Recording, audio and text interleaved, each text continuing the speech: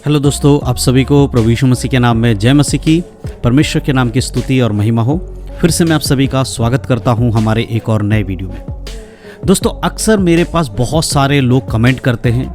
आप में से बहुत सारे मसीह भाई बहन लोग मुझे बहुत सारे सवाल लिखकर मेरे पास भेजते हैं और उसका जवाब मुझसे पूछते हैं। कई बार जब मैं YouTube पर लाइव आता हूँ, उस लाइव के माध्यम से भी बहुत सारे लोग मुझसे बातें करते हैं और अपने सवालों को मुझे लिख कर देते हैं। और मैं कोशिश करता हूँ कि आपके सवालों का जवाब मैं एक वीडियो बनाकर दूँ या फिर मैं लाइव में आकर दूँ।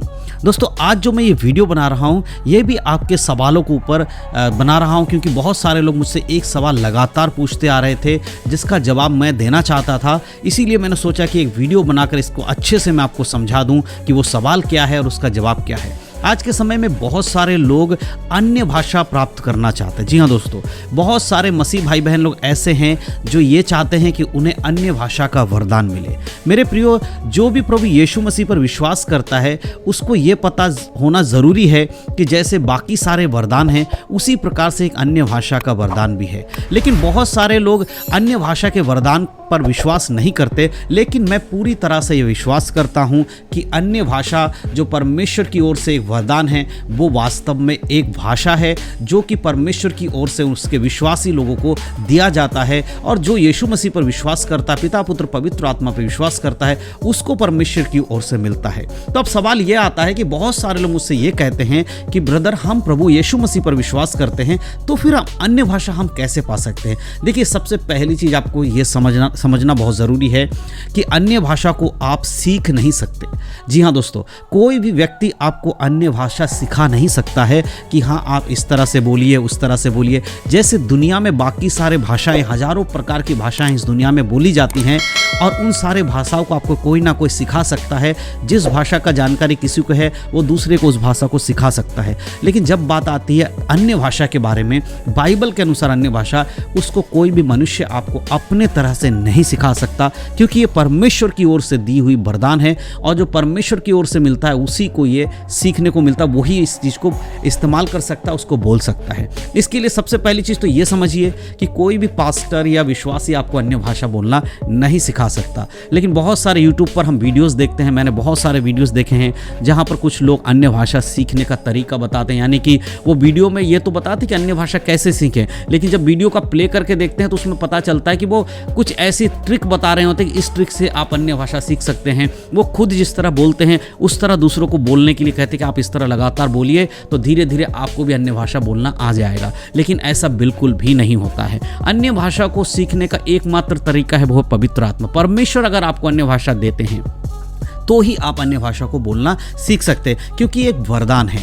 लेकिन बहुत सारे लोग इसको नहीं समझते हैं। उन्हें लगता है कि अगर हम किसी पास्टर से प्रार्थना करा लेंगे, किसी पास्टर के जो अन्य भाषा जो पास्टर बोलता है अगर हम उसको रिपीट कर लेंगे तो हमें भी अन्य भाषा बोलना आ जाएगा, जो कि बिल्कुल भी सही नहीं है। देखिए, यह एक वरदान है, ये कोई सीखने की चीज़ नहीं है, ये परमेश्वर की ओर से एक वरदान है। और इसे कौन पा सकता है? सबसे पहली चीज़ आपको यह समझना होगा, जो व्यक्ति ये विश्वास करता है कि यीशु मसीह परमेश्वर का इकलौता पुत्र है, जिसे परमेश्वर ने हमारे यानी मनुष्य के पापों से उद्धार देने के लिए संसार में भेजा, जिसने मनुष्य के सारे पापों को अपने ऊपर ले लिया, क्रूस की मृत्यु सहा, मुर्दों में गाड़ा गया और तीसरे दिन मुर्दों में से जी उठा और फिर से वो बादलों पर उठा लिया, अगर हमें लेने वापस आने वाले हैं। इस बात पे जो विश्वास करता है उस व्यक्ति को परमेश्वर पवित्र आत्मा का दान देते हैं। और जैसे जैसे वो व्यक्ति पवित्र आत्मा में भरता चला जाता है, प्रभु के वचनों में आगे बढ़ता रहता है, पवित्र आत्मा के साथ साथ उसको अन्य भाषा का वरदान भी परमेश्वर की ओर से प्राप्त होता है। तो ये पूरी तरह से परमेश्वर के वचनों पर आधारित है, परमेश्वर की इच्छा के अनुसार आधारित है। तो कोई जबरदस्ती अन्य भाषा को प्राप्त नहीं कर सकता, क्योंकि एक वरदान है। अगर मैं एक वचन आपके लिए पढ़ूं तो आप देखेंगे, पहला कुरिन्थियों की पत्री उसका 14 अध्याय पहली आयत से लेकर मैं पढ़ूंगा। देखिए, यहाँ साफ रीति से हम समझ पाते हैं कि अन्य भाषा भी एक वरदान है। यहाँ इस प्रकार लिखा है, प्रेम का अनुसरण करो और आत्मिक वरदानों की भी धुन में रहो, विशेष करके यह कि भविष्यवाणी करो। दूसरी आयत में लिखा है, क्योंकि जो अन्य भाषा में बात करता है वह मनुष्यों से नहीं परंतु परमेश्वर से बात करता है, इसीलिए कि उसकी बातें कोई नहीं समझता, क्योंकि वे भेद की बातें आत्मा में होकर बोलता है। यानी कि ये वरदान है और अन्य भाषा की बातें कोई नहीं समझ सकता सिवाय परमेश्वर की। जब एक व्यक्ति अन्य भाषा में बात करता है उसे सिर्फ परमेश्वर ही समझ सकते हैं, या फिर वो व्यक्ति जिसे अन्य भाषा का अनुवाद करने का वरदान मिला हो। अगर आप अन्य भाषा बोलते हैं और किसी को अनुवाद करने का वरदान मिला है उस अन्य भाषा को, वही व्यक्ति उसके अंदर के मतलब को बता सकता है किसी भी लैंग्वेज में ट्रांसलेट करके कि भाई ये अन्य भाषा में क्या बोल रहा है। अन्यथा कोई उस भाषा को नहीं समझ सकता, क्योंकि आत्मा से परमेश्वर से बातें की जाती हैं उस भाषा में। तो सबसे इंपॉर्टेंट चीज़ यही है, अगर आप अन्य भाषा में बात करना चाहते हैं या आप अन्य भाषा को सीखना चाहते हैं, तो मैं आपको क्लियर बताना चाहता हूं कि बाइबल के अकॉर्डिंग आप अन्य भाषा को सीख नहीं सकते, कोई आपको सिखा नहीं सकता। ये सिर्फ परमेश्वर की ओर से एक दान है, वरदान है, जो आपको समय आने पर परमेश्वर ज़रूर देते हैं। और बहुत बार ऐसा सुनने में आता है कि बहुत सारे लोग ये कहते हैं कि जब तक कोई व्यक्ति अन्य भाषा में बात ना करे तब तक उसके अंदर पवित्र आत्मा का दान नहीं, यानी पवित्र आत्मा का काम नहीं होता है। मेरे प्रियो, ये एक बहुत ही गलत शिक्षा है। मैं आपको बताना चाहता हूँ ऐसा बिल्कुल भी नहीं है कि अन्य भाषा मिलेगा तभी ये साबित होगा कि आपके अंदर पवित्र आत्मा है। सबसे पहली चीज़, अन्य भाषा एक वरदान है और पवित्र आत्मा हर एक के अंदर काम करता है जो यीशु मसीह को अपना प्रभु मानता है। अगर हम एक वचन पढ़ेंगे तो हमें इन चीज़ों को आसानी से समझने में आसानी होगी।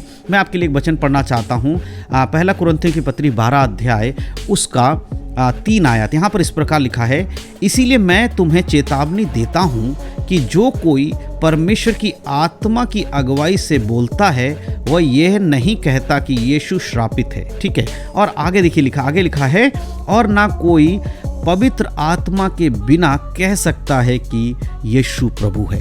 मेरे प्रियो, जो व्यक्ति यीशु मसीह को प्रभु मानता है, जो व्यक्ति यीशु मसीह को अपना उद्धारकर्ता मानता है, तो वो बिना पवित्र आत्मा की सहायता से नहीं मान सकता।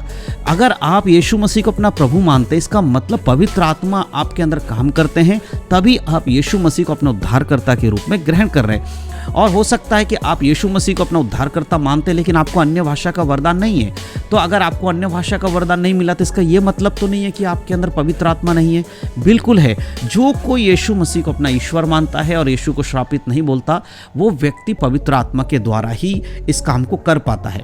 और हम बाइबल में ये भी देखते हैं कि अन्य जातियों में भी बपतिस्मा लेने से पहले ही पवित्र आत्मा का दान उन्हें मिला। अगर हम प्रेरितों के काम उसका 10 अध्याय को पढ़ते हैं तो वहाँ पर हमें पता चलता है कि किस प्रकार परमेश्वर ने अन्य जातियों पर अपने आत्मा को डाला।